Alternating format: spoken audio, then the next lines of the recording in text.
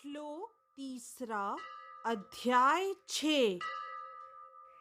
आरुरुक्षोर्मुनेर्योगं कर्म कारणमुच्यते योगारूढ़स्य तस्यैव शमः कारणमुच्यते।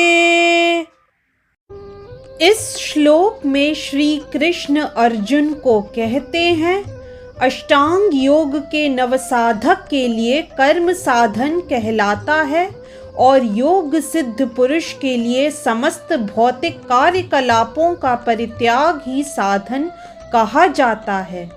यदि इस श्लोक का विस्तार करें तो परमेश्वर से युक्त होने की विधि योग कहलाती है। इसकी तुलना उस सीढ़ी से की जा सकती है जिससे सर्वोच्च आध्यात्मिक सिद्धि प्राप्त की जाती है।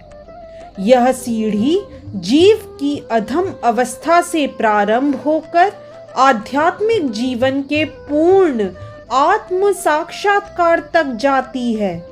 विभिन्न चढ़ावों के अनुसार इस सीढ़ी के विभिन्न भाग भिन्न भिन्न नामों से जाने जाते हैं, किंतु कुल मिलाकर यह पूरी सीढ़ी योग कहलाती है और इसे 3 भागों में विभाजित किया जा सकता है, ज्ञान योग, ध्यान योग और भक्ति योग।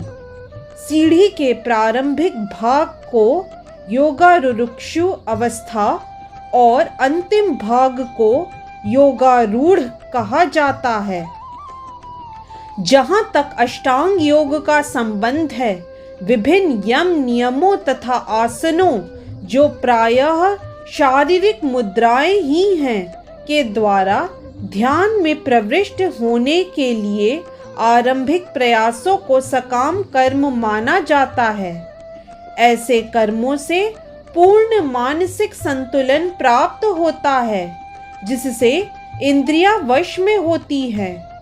जब मनुष्य पूर्ण ध्यान में सिद्ध हस्त हो जाता है तो विचलित करने वाले समस्त मानसिक कार्य बंद हुए माने जाते हैं, किंतु कृष्ण भावना भावित व्यक्ति प्रारंभ से ही ध्यानावस्थित रहता है, क्योंकि वह निरंतर कृष्ण का चिंतन करता है।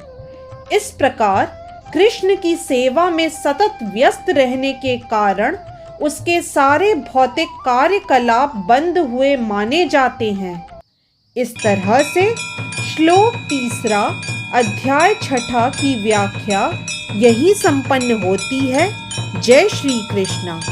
यदि आज का वीडियो आपको पसंद आया तो कृपया लाइक, सब्सक्राइब, कमेंट और शेयर करना न भूलें।